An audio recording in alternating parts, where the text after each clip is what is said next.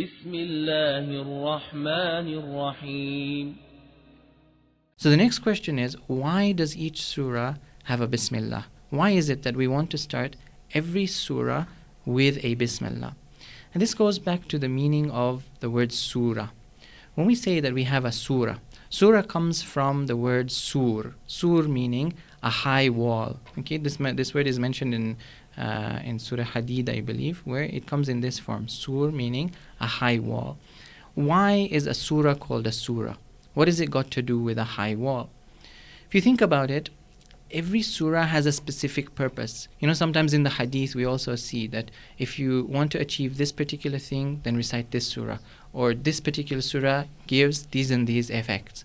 That tells us that each surah is a comprehensive package of one piece of information. It's all linked together and it has a related content that makes it a package of its own.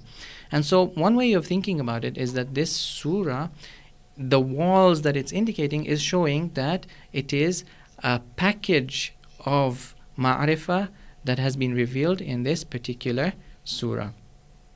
Another way to think about it is that what is a high wall for?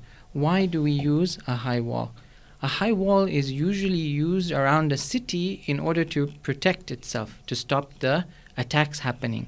And so what we find is that Shaitan is going to try and attack us from all different angles. And each surah is a specific defense mechanism that it gives us in order to protect us from the many attacks that Shaitan may make on us. So you can think of it in two ways.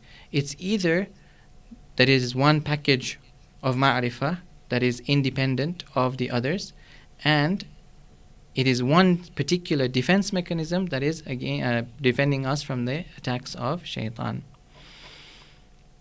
Why is it that we need to start this surah with Bismillah? Because if we look at the word Bismillah ar-Rahman ar-Rahim, in this verse we are saying, I am starting with a name of Allah. But we're not mentioning which name here. It's very general. And that's because this name is now linked to that particular surah. The surah, depending on what information it contains, depending on what ma'rifah it has, it is manifesting a particular name of Allah, a particular characteristic or an attribute of Allah subhanahu wa ta'ala. And when we start with Bismillah before that surah, we are invoking that particular manifestation, that particular name of Allah that is being manifested within this particular surah. And all these names, they're to do with His Rahmaniyya, His Rahimiyya. And so it is a manifestation of Allah's mercy. This particular name, even though we haven't mentioned what it is, but it's the one that is linked to this surah and that is going to help me get the fruit out of this particular surah, and I'm invoking Allah's name based on that. We have a hadith from Rasulullah sallallahu alayhi wa alihi where he says, كُلُّ أَمْرٍ ذِي بَالٍ لَا يُذْكَرُ بِسْمِ اللَّهِ فِيهِ فَهُوَ أَبْتَرٍ.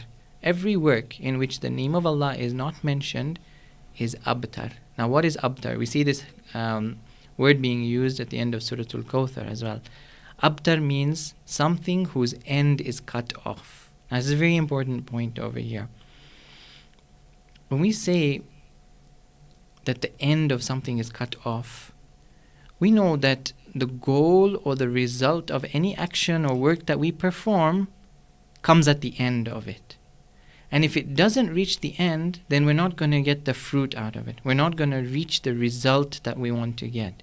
In other words, for an action to reach its goal, it must be founded in truth and it must originate with Allah subhanahu wa ta'ala. In other words, it must begin with the name of Allah. Because it's not the case that something that starts off with false can end up in truth. We want to make sure that we start off with the truth, and as a result of that starting with the truth, we get the fruit out of what we are doing. So if we want to ensure that any of our actions reach the truth, they must begin with the truth, that is Allah subhanahu wa ta'ala. And the ultimate goal of every action is to reach the ultimate perfection, who is Allah. Now, Ayatollah Jawadi brings something very interesting over here, where he says that the goal of any action, if it is to be reached, then it needs two characteristics. And he names them al-husnul fi'li وَالْحُسْنُ الْفَاعِلِ. What do we mean by these two? Think of any action that we perform. In order for it to reach its fruits, the action itself has to be something good. It has to be positive and something good. But that's not enough. There has to be this husna fa'ili as well. The husna fa'ili means that the performer of that action must also be good. In other words, the intention behind this action must be a good intention. And the only way that is done is by associating the action with Allah in some way. And this is why we recite Bismillah for any action that we perform. Because even if the action is good, then we want to make sure that the niyyah and the association is also good and it's done for the sake of Allah and none other. If any one of these two are missing, then we're not going to reach the fruit. We're not going to reach the goal. So it's not enough for the action just to be good. For example, we pray or we give charity, but the intention there is just to show off. That's not going to give us the fruit. But it's also not enough for the doer to be good if the action isn't good. There may be somebody who is sincere, but the action being performed is not good. So both of these go hand in hand for the action to be described as hasan. It takes on both of these qualities of husn, and by linking it to Allah, who is the source of all goodness, this brings about its fruit. And if this link is missing, then it cannot reach its goal. Now, this is the explanation that Al-Jawadi said. But we may have a question. We say that, look, don't we find that sometimes we perform actions which may not be good or not with a sincere niyyah, but they still reach their goal? For example, I might drink wine to quench my thirst. The thirst is quenched, so has it not reached its goal? I give charity to show off. But I'm achieving two things. Yes, I'm getting the fame, but the person who was in need is getting the money. His need is being relieved. So is that not a case of the action reaching its goal? So Al-Jawadi explains here that this isn't actually the ultimate goal of that action. This is just an intermediate step. The actual goal, the ultimate goal of every action is Allah subhanahu wa ta'ala. And the only way we will know that the action has reached its ultimate goal is when we reach the Day of Judgment, and we will see whether it has been accepted and has reached the truth or not. So, he now goes on to tell us a secret. What is the secret behind why any action that is performed without taking the name of Allah subhanahu wa ta'ala is abtar and it is cut off, and it won't reach its ultimate goal, which we will realize on the Day of Judgment? Allah tells us that it is only He that is the one who remains forever. We know some of His names. For example, He is Al-Baqi, meaning the one who is going to remain. And if He is the only thing that is going to remain, and nothing else is Al-Baqi, that means everything else perishes.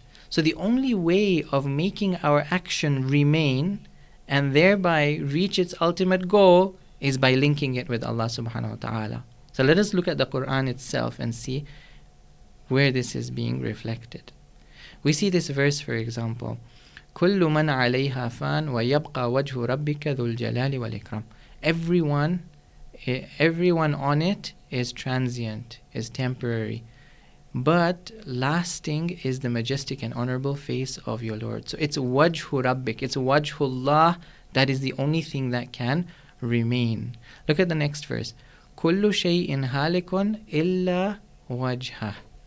Everything is perishing except His face. Now if you look carefully at the second verse, it doesn't say كُلُّ شَيْءٍ يَهْلُكُ or سَيَهْلُكُ, meaning everything will perish.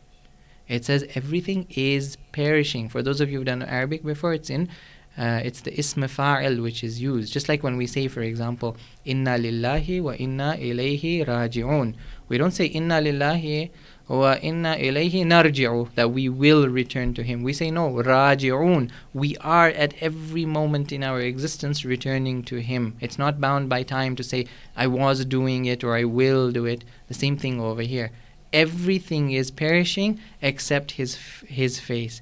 That is saying that everything, even now, is in a state of perishing. It's already in that state, except the face of Allah.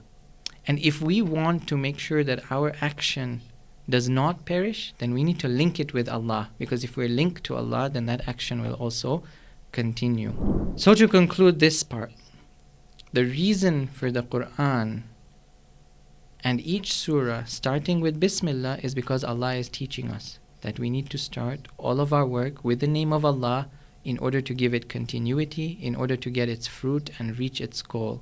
And this applies to the surahs themselves so that we can get the fruit from that surah and that specific purpose that that surah is for, as well as any one of our other actions.